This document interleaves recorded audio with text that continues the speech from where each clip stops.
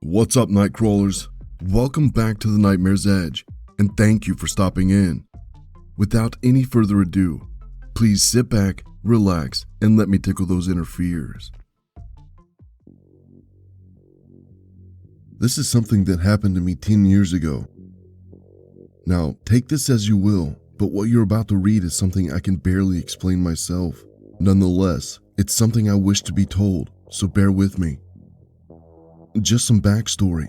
My name is Ray, and I was and still am a freelance photographer.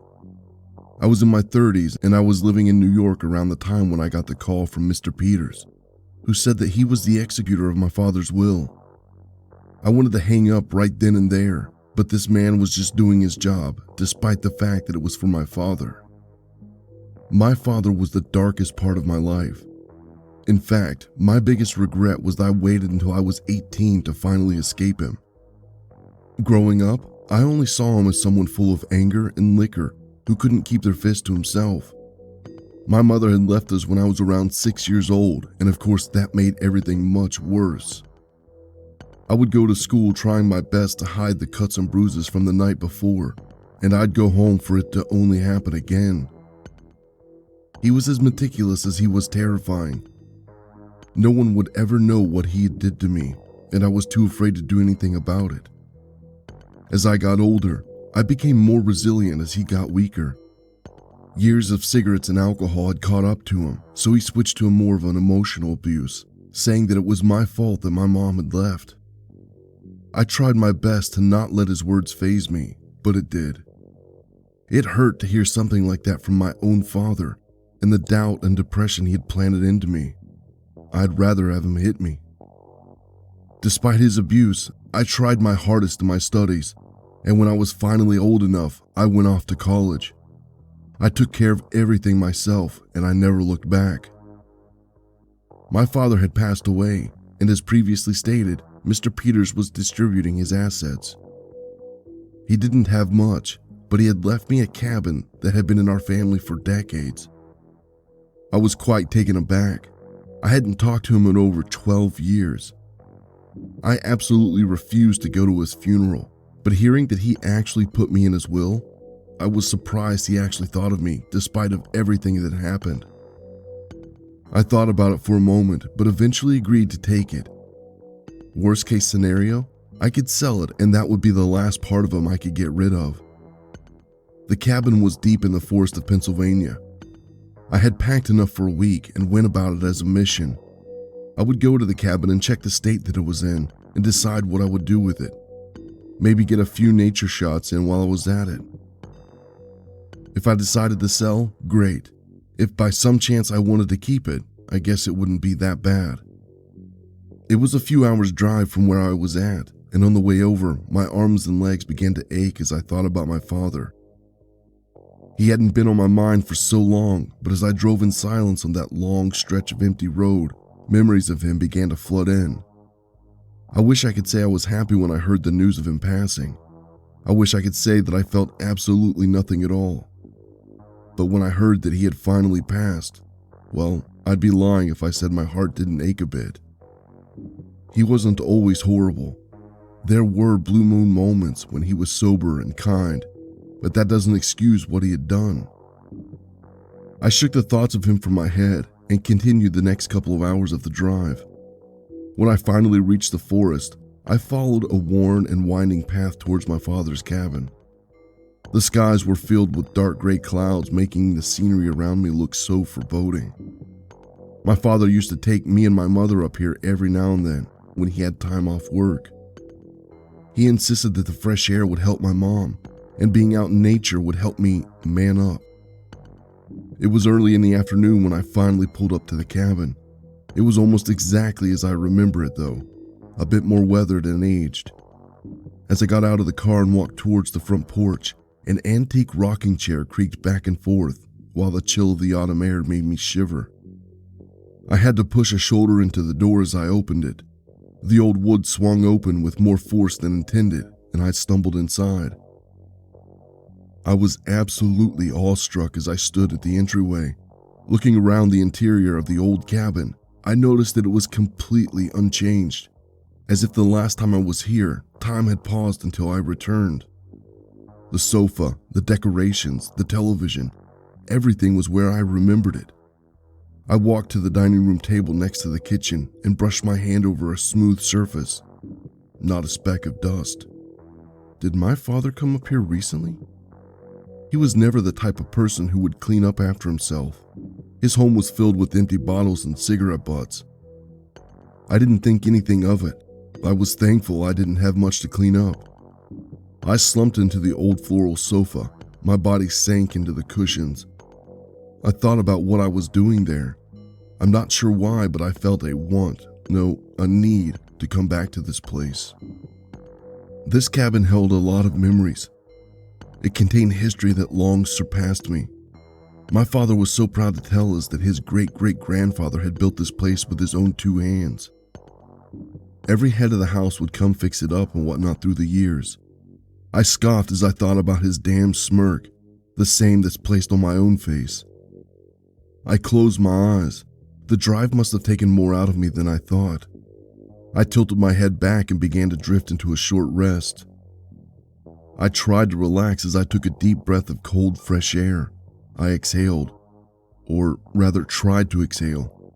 I couldn't let the air out no matter how hard I tried. I felt my throat begin to constrict as if someone was pressing their hands onto it. I tried to move and thrash to try and get up, but my body wouldn't budge. My heart raced as I suffocated, and as I suddenly came to it, I shot up on the couch, gasping in oxygen. I placed my hand onto my throat and felt nothing out of the ordinary. Did I just have a nightmare mixed with some kind of sleep paralysis? I glanced at my watch. A few hours had passed since I got there. I sat back onto the couch and wiped some sweat from my brow. The nightmare really shook me to my core. I looked down and saw my hands were trembling. I gripped them tightly to stop the shaking.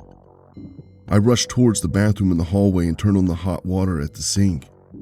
I watched the steam rise from the water and splashed a handful into my face. I caught my reflection in the mirror and saw that my eyes were pink, and I looked at my neck to see deep purple bruises.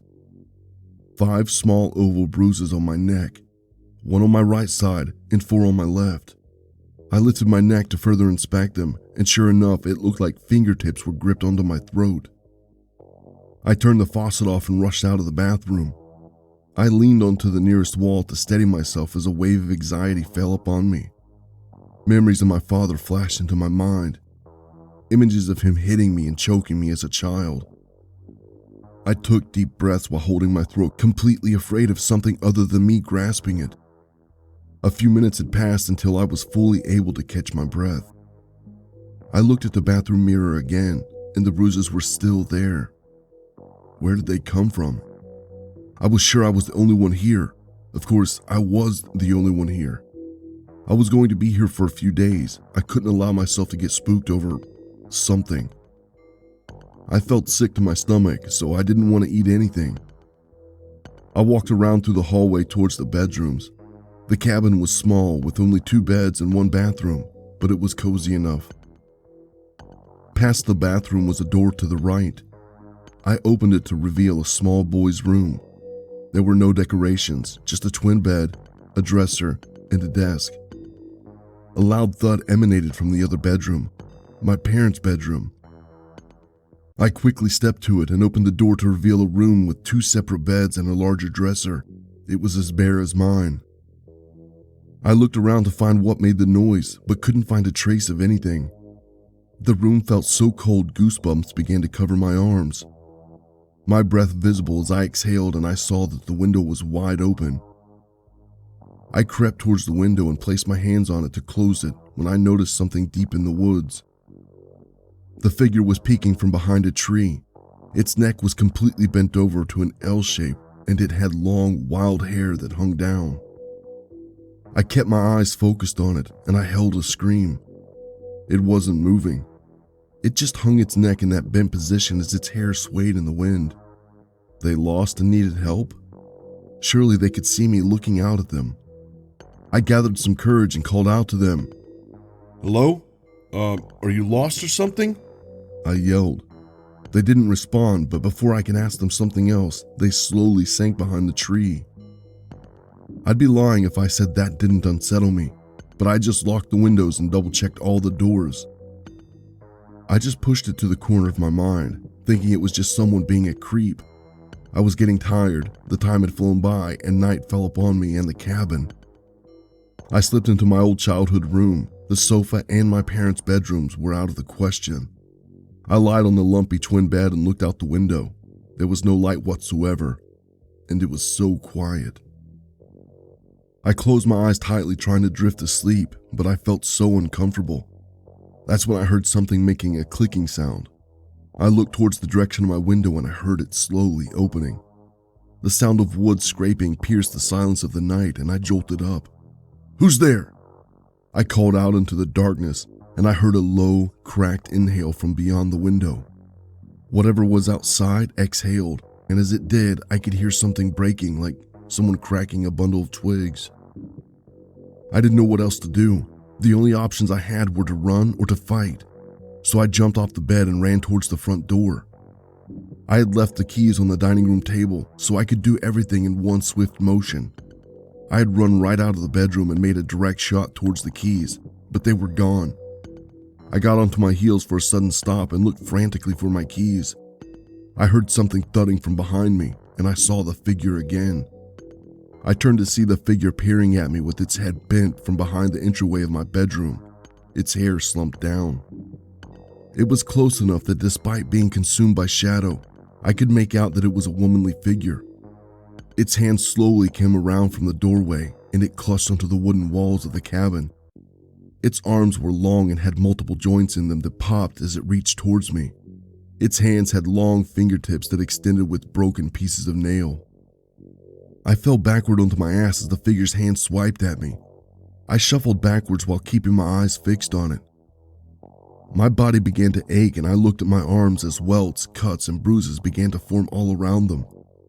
The welts swelled to burst. Blood began to pour from them. I gave out a scream as the injuries began to spread from my arms to my torso and to my legs. I felt bones within me bend and break as I lay crippled on the floor. Flashes of my father's face appeared in my vision and I began to convulse. Blood flooded the inside of my mouth and I began to choke. I tried my best to spit the blood out, but more and more began to drown me from the inside out. The figure was on the floor now. It used its long arms and fingernails to scratch the wood floor and creep its way towards me. That's when I finally noticed her face. I could finally see her hair part from her bent neck as it dragged on the floor. Her face was swollen and bruised and bloodied. I could see the imprints of a hand on her neck, and I could finally see the face of my mother that I hadn't seen in so long. She had one eye that was visible. It was completely bloodshot, but it wasn't staring at me. I slowly tilted my head upwards to see a large and shadowy figure that loomed over me. It had its grip on my neck and it felt so angry and malicious. I pushed through the pain in my body, the pain within me as well, as I thrashed about. I looked towards my mother and she reached a broken hand towards me. I picked myself up but slumped onto my knees. The shadowy figure was still over me. I didn't know what else to do but yell, "Leave us alone, you fucking monster," and I heard it fucking laugh. It sounded so inhuman, but at the same time, it was familiar. It was my father's laugh. So I knelt there and shouted at it.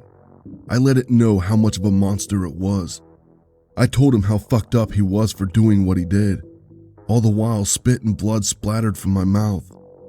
I was never really over him, and I could never erase him, but he just stood in front of me while I stood in between him and my mother.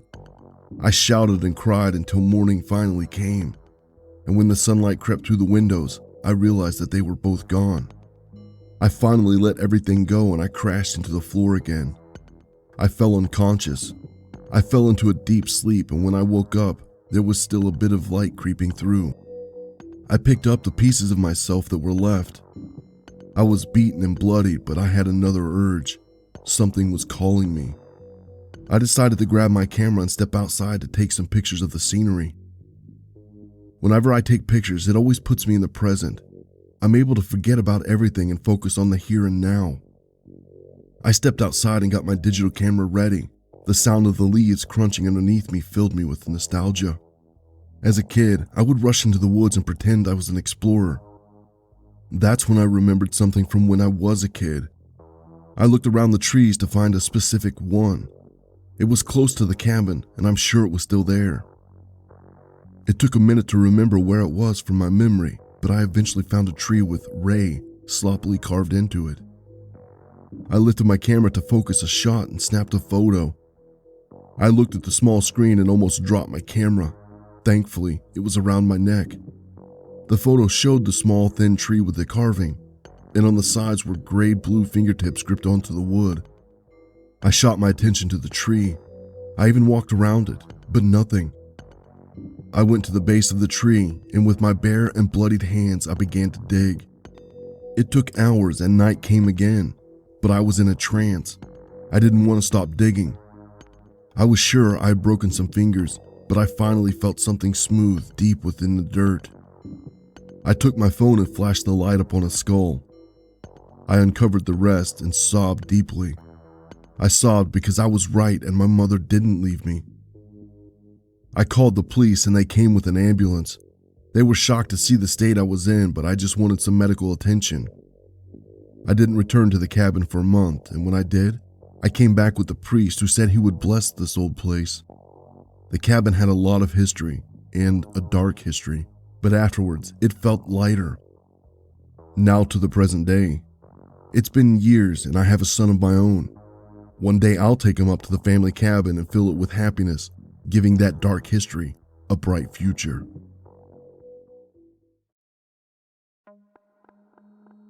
I slowly opened my eyes.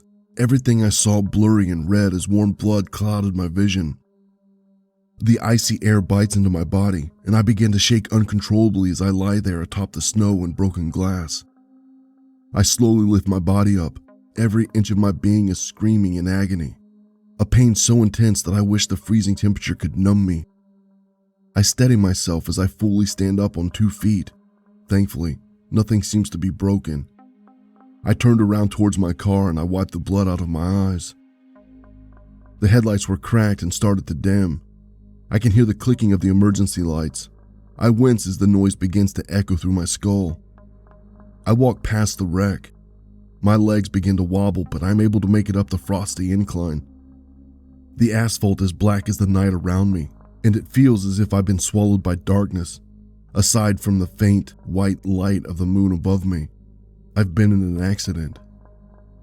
My head feels like it's about to split open as I try to remember what happened. I'm trying to remember something, anything. Do I have a concussion? I have to remember something. My name. My name is Amy. Yes, that's right. My name is Amy and I'm 22. Everything is slowly beginning to come to me. I'm driving. Well, I was driving to see my parents. I moved. College. I went to college and I was driving home to visit. My heart began to race as I'm slowly able to remember things. My name is Amy. I'm 22 years old and I was driving from my university to see my parents. My dad's been feeling sick and things aren't looking very well. It's right before exams and I've been neglecting sleep to focus on study. When my mom told me about my dad, I dropped everything to go see him. Memories began to flood my mind, the events of what happened flashing before me. I was driving fast. I'm trying to get back home as quickly as possible. I drank some energy drinks, but I still feel so tired. It's night and my windshield is bombarded by snow. Everything is quiet and boring. I'm trying to remember test subjects. I crank up the music, but my eyes feel so heavy. I jolted myself awake as I saw something in front of me. I almost hit her. The world seems to slow down while I push onto the car brakes. As I frantically turn my steering wheel, I can see a woman dressed in all white in front of me. She's beautiful with skin as pale as her clothes, hair dark as midnight. The woman is looking straight at me, right into my soul, and she opens her mouth wide, inhumanly wide, and lets out a high-pitched scream that echoes through the night. I shake myself and I'm back into the present, standing in the middle of the empty road. I can still hear the faint clicking of the car behind me. but it's soon drowned out by a loud screech. A blast of air strikes my body and a flurry of white snow swirls around me. I turn and look around me. The wind sounds high-pitched, as if a woman was screaming. All I can see are trees submerged in shadow, and I jump as another scream can be heard. The woman, is she okay? Did I hit her? I run towards the noise. The screeching becomes louder and louder as I rush into the darkness.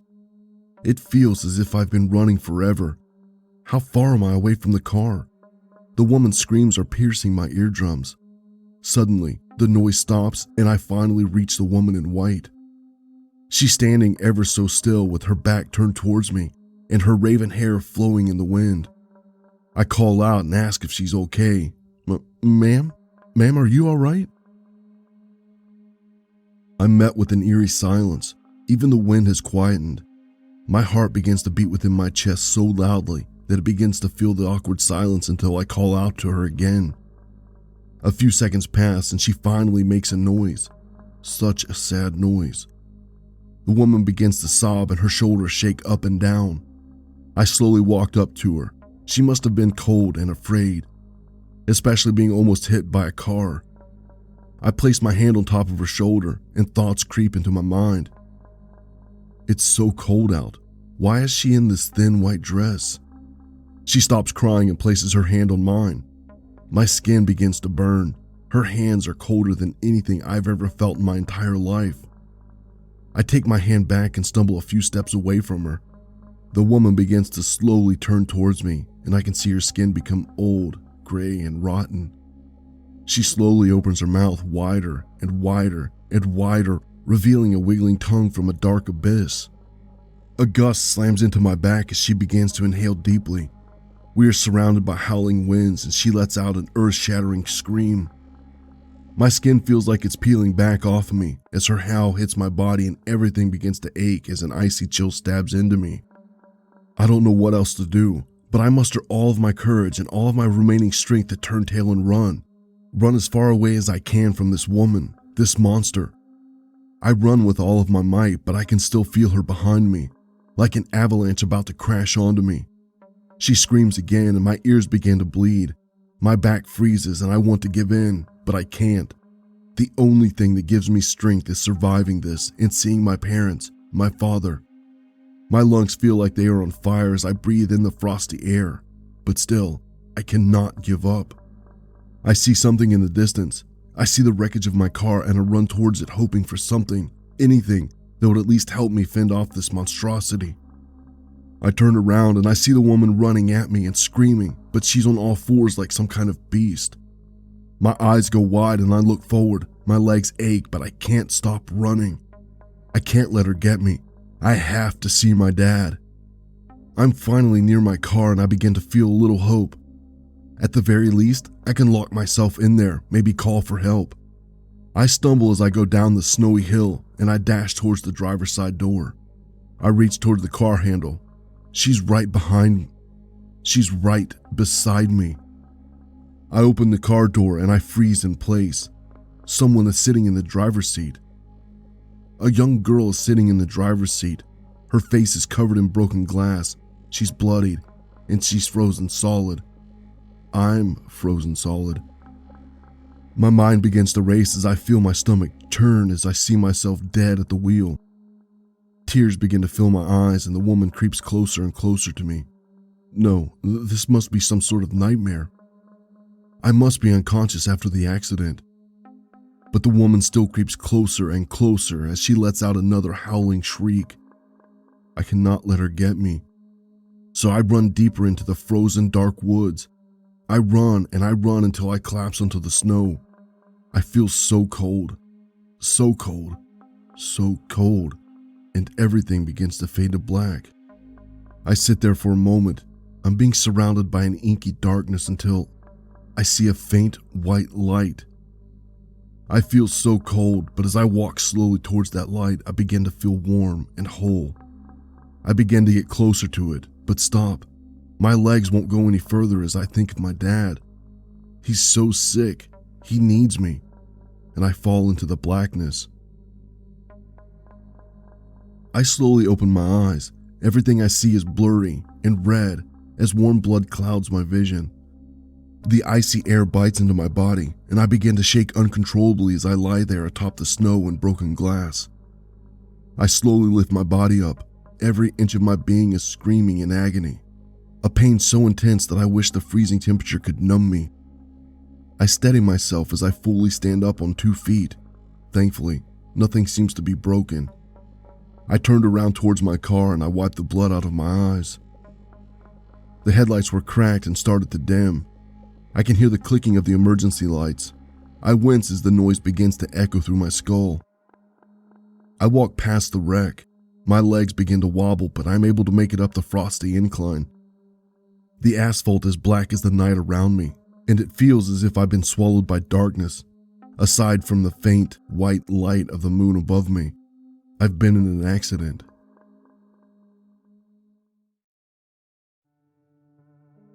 It's so cold here. It feels like I'm not moving, not living. I live every day going to work and then going home. I need something to stimulate me, to break the monotony, to make me warm. I slowly lift myself from the couch and drag my feet to the bedroom closet. I hear the sound of faint chirping and fluttering wings inside my closet. I crack the door and a few moths emerge. I don't go after them. I don't blame them for trying to find warmth. I crouch down and reach into the hidden spot of my closet, my secret spot. I pull out a box and I begin to shake in excitement as I open it. Inside the box are the things I need to feel warm. My hoodie, my black jeans, my featureless white mask, and my knife.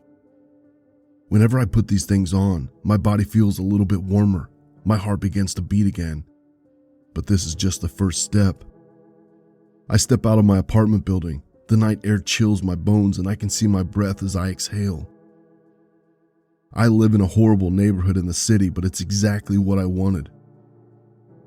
I'm able to blend in easily, like hiding a tree in a forest. It's lively tonight, but the sound of people and cars is a muffled white noise in my ears. It's not the sound I want, not the sound that I crave, the sound that makes my heart race. I go out into the night looking for my next victim. I patrol the local bars and clubs. These are my hunting grounds. I don't particularly go for a certain look. Whenever I choose my prey, it's like I'm drawn to them, drawn to their warmth. It takes a couple of hours, but I finally feel something. She's young, petite, long brown hair. She's wearing a cute green dress. She's alone, smoking a cigarette outside of a bar, looking around to pass the time. As I watch her, I hear the sound of moths chirping. That noise is echoing in my skull. I'm drawn to her as if she is a radiant flame. I want to feel her warmth. The time passes and I keep my eye on her. She has a few more drinks and a couple more cigarettes. She's been alone all night. That's a bit odd. Eventually she starts to leave. My heart starts to beat faster and faster as I follow behind her. The clacking of her high heels on the cement sidewalk echoes through the night. They're drowned out by the sound of fluttering wings in my head. She begins to quicken her pace. Does she finally notice me? I put my mask on. It's hard to keep my breath steady from the excitement. She kicks her heels off and begins to run. Now this really gets me going. I break into the chase. She's running with all of her might, but I'm much faster. I don't reach her immediately. I savor the warmth I feel radiating from her body, her fear. She turns the corner into an alleyway, but I know these streets like the back of my hand. She's going to reach a dead end. I turn the corner and see a pitch black darkness in the alley. The area has long since been abandoned and the streetlights are broken. I can hear her breathing. She's trying to steady them, to silence them. I take my knife out of my pocket and scrape it along the brick building. Is she trying to hide? It's useless. I can feel her. It's useless to hide. She's trying to blend into the darkness, make herself small. We're completely surrounded by darkness. Her breath is trembling. So is mine. I reach down to grab her, and my left hand is gripped onto her throat. God, she feels so warm. Her breathing shifts to choking gasps. She grasps my arm with both of her hands. Suddenly, her grip tightens and it gets tighter and tighter. My arm, it hurts and I let go of her neck, but I can't move my arm. I yank and pull, but my arm is completely motionless. I hear her steady her breathing. Then her breathing turns into a cackle. Her laughing is a deep and guttural, and it shifts to a loud droning chirp. The chirp is surrounding me, like thousands upon thousands of moths flying around me. It's so loud and deafening. Then suddenly I hear a snap. My arm is being crushed underneath the woman's grip. I tried to scream, but as soon as I inhale, it's halted by the woman's shifted grip. My throat is being compressed under her immense strength. I look over to her and I see in her eyes the dark abyss. They're glowing a bright red. I try to resist as I stab my knife into her, but she swats it away. Soon my body is being lifted higher and higher, the sound of large beating wings mixed with the chirping. I'm engulfed by a symphony of moths as I'm being lifted by my throat beyond the towering buildings. The moon shines upon us, and the air is so cold up here, and I finally see her for what she really was. Her mouth opened wide with mandibles. She chirped loudly as her iridescent wings fluttered in the air. The night is so cold, but I can't help but smile. This woman, this thing feels so warm, and I'm drawn to her like a moth to a flame. I just wanted to give a huge shout out to Darkheroxx for letting me read these amazing stories. They were a lot of fun. Be sure to check the description for the links to his socials. Be sure to follow him, give him some love. He definitely deserves it. But until next time, remember, just because you didn't see it doesn't mean it wasn't watching you.